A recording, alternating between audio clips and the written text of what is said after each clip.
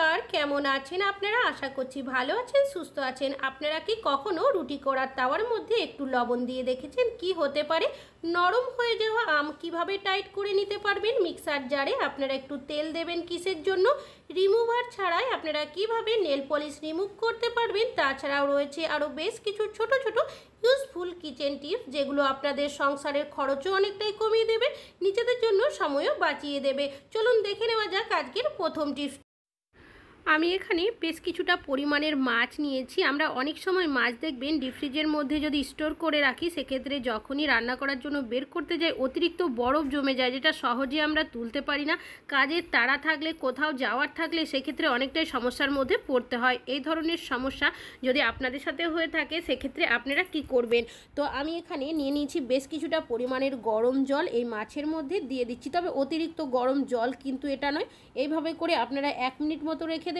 দেখবেন যে মাছ অতিরিক্ত বরফ জমে যায়, সহজে আপনারা ছাড়াতে পারেন না, সেটা দেখবেন খুব সহজেই এইভাবে ছাড়িয়ে নিতে পারবেন। আশা করছি আপনাদের এই টিপসটিও কাজে আসবে। ভালো লাগলে লাইক করবেন।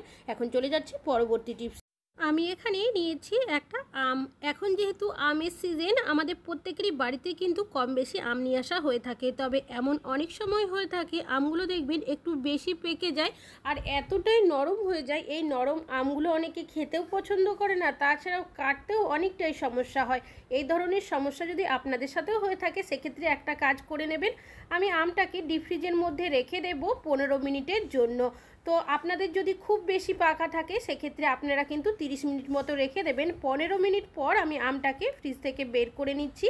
এবার আপনারা নিজেরাই দেখেই বুঝতে পারবেন যে আগে কিন্তু এর থেকে অনেকটাই নরম ছিল, এখন কিন্তু অনেকটাই টাইট হয়ে গেছে ডিপ ফ্রিজে রাখার কারণে। কেটেও আপনাদের দেখিয়ে দিচ্ছি, তাহলে কিন্তু আপনারা নিজেরাই বুঝতে পারবেন। তো দেখতেই পাচ্ছেন কতটা সুন্দর এখন কেটে নেওয়াও হয়ে যাচ্ছে। এই আমটা চাইলে আপনারা একদম ছোট টুকরো করে স্লাইসও কিন্তু করতে পারেন।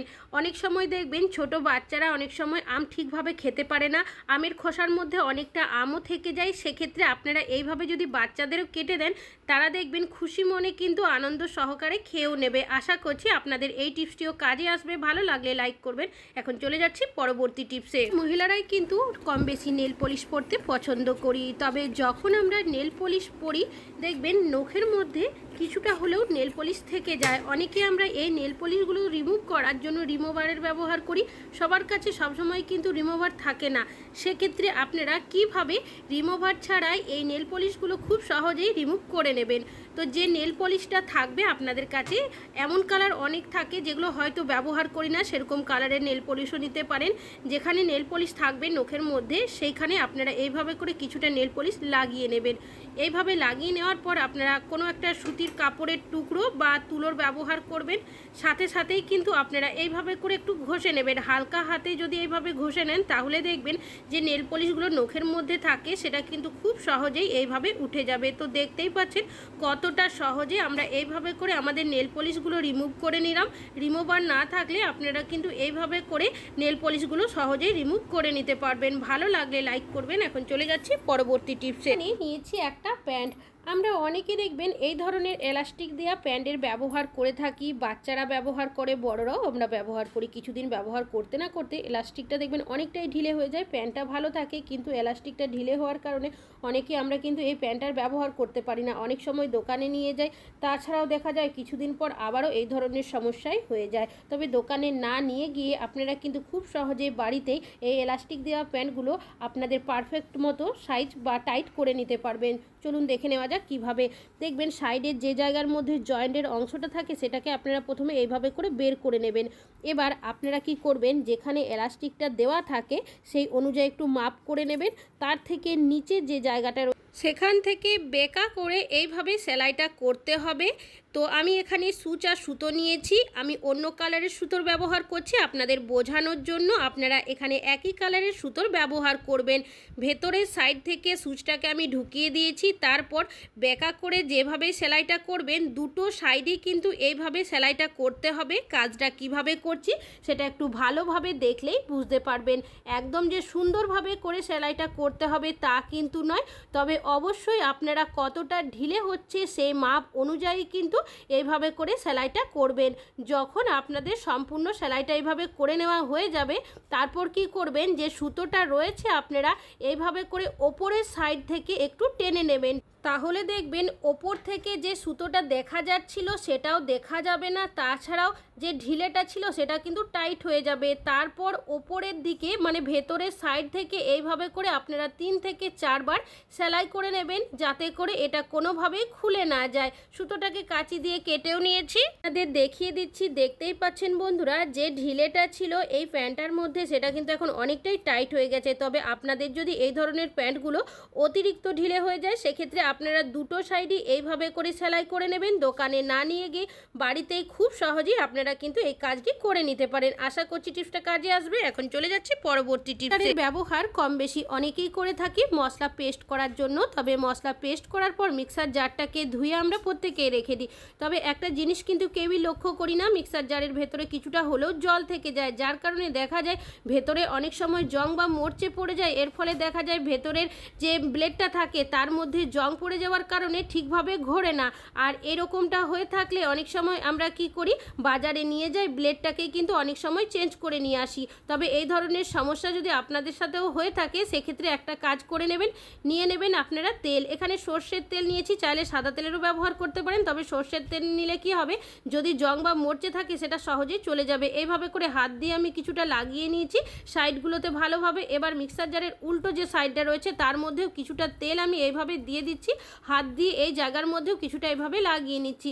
এবার আপনারা এইভাবে করে 1 থেকে 2 মিনিট রেখে দেবেন। তেলটা দেওয়ার কারণে যদি জং বা মরচে থাকে সেটা দেখবেন আস্তে আস্তে চলে যাবে। তারপর হাত দিয়ে এইভাবে আপনারা কিছু সেকেন্ড ঘুরিয়ে নেবেন, দেখবেন যে টাইট ভাবটা ছিল সেটা কিন্তু অনেকটাই ঢিলে হয়ে যাবে, আর যে জং বা মরচেটা ছিল সেটাও কিন্তু চলে যাবে। আশা করছি আপনারা কিন্তু দোকানে না নিয়ে গিয়ে বাড়িতেই এই কাজগুলো যদি করে নিতে পারেন, তাহলে কিছুটা হলেও আপনাদের টাকা কিন্তু সাশ্রয় হবে। ভালো লাগলে লাইক করবেন। এখন চলে যাচ্ছি পরবর্তী। আপেল আমাদের কম বেশি অনেকেরই বাড়িতে নিয়ে আসা হয়ে থাকে, আমরা নিজেরাও খেয়ে থাকি, বাচ্চাদেরও কিন্তু খাইয়ে থাকি। তবে যখন আমরা এই আপেল বাচ্চাদের অথবা বড়দের টিফিনে দিই, সেক্ষেত্রে যেহেতু আপেলটা কেটে আমরা দিই, কি হয় দেখবেন আপেলের ওপরের অংশটা একটু লাল মতো হয়ে যায়, যার কারণে দেখা যায় অনেক সময় বাচ্চারা কিন্তু টিফিনে না খেয়ে বাড়িতে ঘুরিয়ে নিয়ে চলে আসে। তাছাড়াও যদি বাড়িতেও বেশ কিছুক্ষণ আপেলটা কেটে রাখা হয়, সেক্ষেত্রেও এই ধরনের সমস্যা হয়ে থাকে। আপনারা যখনই আপেল কাটবেন কি করবেন, একটা পাত্রের মধ্যে নিয়ে নেবেন বেশ কিছুটা পরিমাণের নর্মাল জল, তার মধ্যে দিয়ে দেবেন একদম সামান্য পরিমাণের লবণ। লবণটা দিয়ে খুব ভালোভাবে মিশিয়ে নেবেন। এবার যে আপেলটা আপনারা কেটে রাখবেন সেটা এই লবণগুলা জলের মধ্যে দিয়ে রেখে দেবেন 1 মিনিটের মধ্যে। লবণগুলা জলের মধ্যে আপেলটাকে রাখলে দুটো আমাদের সুবিধা হবে। অনেক সময় আপেল যখন স্টোর করে রাখে বিভিন্ন ধরনের কেমিক্যালের বা ওষুধের ব্যবহার করে, সেটা থাকলে সেটাও চলে যাবে। তাছাড়াও যে একটা লালচে ভাব হয়ে যায় আপেলের মধ্যে বেশিক্ষণ কেটে রাখলে, সেটাও কিন্তু হবে না। আশা করছি টিপসটা কাজে আসবে। এখন চলে যাচ্ছি পরবর্তী টিপস। প্রত্যেকেরই বাড়িতে কিন্তু কম বেশি রুটি আমরা করে থাকি। তবে সমস্যাটা কি হয়, অনেক সময় যখন আমরা পরোটা ভাজি বা রুটি ভাজি, তাওয়া যদি পুড়ে যায়, সেক্ষেত্রে অনেকটাই ঘষা মাজা করে পরিষ্কার করি। পরবর্তী সময় যখনই আমরা সেই তাওয়ার মধ্যে রুটি করি বা কোনো কিছু যদি করতে যাই, সেক্ষেত্রে দেখা যায় এমনভাবে তাওয়ার মধ্যে লেগে যায় যেটা সহজে আমরা তুলতে পারি না। অনেক সময় দেখা যায় জিনিসটাও নষ্ট হয়ে যায়। তাছাড়াও এরপর যাই আমরা এই তাওয়ার মধ্যে করি না কেন, রুটি হোক বা অন্যান্য কোনো জিনিস, সেক্ষেত্রে দেখা যায় সেই জিনিসটাও কিন্তু ঠিকভাবে আমরা ওঠাতে পারি না, যার কারণে আবারও আমাদের তাওয়াটাকে ভালোভাবে ধুয়ে পরিষ্কার করতে হয়। তারপরেই কিন্তু আমরা রুটি বা অন্যান্য কোনো জিনিস বানাতে পারি। তবে এত ঝামেলা না করে আপনারা সামান্য পরিমাণে লবণ দিয়ে দেবেন। লবণ দেওয়ার পর খুন্তি বা হাতার সাহায্যে এইভাবে হালকাভাবে ঘষে নেবেন। আর খুন্তি হাতার ব্যবহার না করলে আপনারা যে কোনো কিচেন তাওয়াল নিয়ে নেবেন, সেটা দিয়ে হালকাভাবে ঘষে নেবেন। তাহলেও দেখবেন যে টুকরো পোড়া অংশগুলো থাকবে সেটা সহজে উঠে যাবে। তো আমি ফেলিয়েও দিয়েছি, তারপর তাওয়াল দিয়ে আবারও মুছে নিয়েছি। এবার আপনারা এই তাওয়ার মধ্যে যদি কোনো কিছু বানান, সাথে সাথে দেখবেন কোনোভাবেই কিন্তু তাওয়ার মধ্যে আর লেগে যাবে না। তো দেখতেই পাচ্ছেন কতটা সুন্দর এখন কিন্তু রুটিটা উঠে আসছে। আশা করছি আপনাদের এই টিপসটিও কাজে আসবে। ভালো লাগলে লাইক করবেন। এখন চলে যাচ্ছি পরবর্তী টিপস। আমি এখানে নিয়েছি একটা আয়রন। আমরা প্রত্যেকেই কিন্তু এই ধরনের কোনো না কোনো আয়রনের ব্যবহার করে থাকি। তবে সমস্যাটা কি হয়, আয়রন করার পর অনেক সময় আয়রনটা কিন্তু আমরা খোলা অবস্থাতেই রেখে দিই। তবে তারটা গুছিয়ে রাখলেও সেক্ষেত্রে সমস্যাটা কি হয়, তারটা কিন্তু কিছুক্ষণের মধ্যে খুলে যায়, তাছাড়াও আয়রনের মধ্যেও নোংরা ময়লা জমে যায়। তো আপনারা কি করবেন, হাতের মুঠোর মধ্যে তারটাকে নিয়ে এইভাবে প্রথমে গুছিয়ে নেবেন, তারপর নিয়ে নেবেন একটা ক্লিপ। এই ধরনের যে কাটা ক্লিপগুলো থাকে, আমরা অনেকে দেখবেন এমন থাকে যেগুলো হয়তো একটু ভেঙে যায়, ব্যবহার করি না, সেই ধরনের ক্লিপ দিয়ে এভাবে আটকে দেবেন, সেক্ষেত্রে তারটা কিন্তু খুলে যাবে না। আর এখানে নিয়ে নিচ্ছি একটা পলিথিন, আমাদের পলিথিনের মধ্যে আয়রনটাকে আমি এইভাবে করে ঢুকিয়ে দিচ্ছি। এইভাবে যদি আপনারা আপনাদের আয়রনটা রেখে দেন, সেক্ষেত্রে দেখবেন একটা জায়গার মধ্যে গোছানো থাকবে, তাছাড়াও এর মধ্যে কোনো নোংরা ময়লাও বসবে না। আর দেখতে যে খারাপ লাগছে তা কিন্তু নয়। আশা করছি আপনাদের এই টিপসটাও কাজে আসবে। ভালো লাগলে লাইক করবেন। এখন চলে যাচ্ছি পরবর্তী টিপস। আমি এখানে নিয়েছি একটা জলের বোতল। আমরা যখন কোথাও বাইরে যাই আমাদের সাথে করে কোনো না কোনো জলের বোতল নিয়ে যায়, তবে সমস্যাটা কি হয়, অনেক সময় দেখা যায় ঢাকনাটা না ঢিলে হয়ে যায় কিছুদিন ব্যবহার করার পর বোতলগুলো, যার কারণে ব্যাগের মধ্যে যখনই আমরা বোতলটা নিয়ে যাই এইভাবে কাত হয়ে গেলে জলটা কিন্তু পড়তেই থাকে, ব্যাগের মধ্যে কোনো জিনিসপত্র থাকলে সেটাও কিন্তু ভিজে যায়। আর বোতলটা কিন্তু ভালো রয়েছে, দেখতেই পাচ্ছেন। তো এই বোতলটা আপনারা আবারও কিভাবে ব্যবহার করবেন চলুন দেখে নেওয়া যাক। বোতলের ঢাকনাটাকে আমি খুলে নিচ্ছি। বোতলের মুখের মধ্যে দেখবেন অনেক সময় জল থেকে যায়, তো যদি জল থাকে সেক্ষেত্রে আগে আপনারা জলটাকে ভালোভাবে মুছে পরিষ্কার করে নেবেন। এবার নিয়ে নিয়েছি এখানে আমি স্যালোটেপ। আমাদের প্রত্যেকেরই বাড়িতে কিন্তু কোনো না কোনো স্যালোটেপ রয়েছে। বোতলের মুখের মধ্যে স্যালোটেপটাকে আপনারা এইভাবে পেঁচিয়ে নেবেন, তবে কতটা ঢিলে হচ্ছে সেই মাপ অনুযায়ী কিন্তু আপনারা এখানে স্যালোটেপটা এইভাবে করে লাগিয়ে দেবেন। তারপর দেখবেন যে ঢিলে ভাবটা হচ্ছিল ঢাকনাটা লাগার কারণে, সেই ঢিলেটা কিন্তু আর হবে না স্যালোটেপটা দেওয়ার কারণে। যখন স্যালোটেপটা উঠে যাবে তখন আবারও কিন্তু আপনারা এইভাবে লাগিয়ে বোতলটা আরও বেশ কিছুদিন ব্যবহার করতে পারবেন। তো দেখতেই পাচ্ছেন এখন এইভাবে নাড়িয়ে দেখিয়ে দিচ্ছি, এখন একটু কিন্তু জল পড়ছে না। আশা করছি টিপসটা কাজে আসবে। ভালো লাগলে লাইক করবেন। আজকে এখানেই শেষ করছি।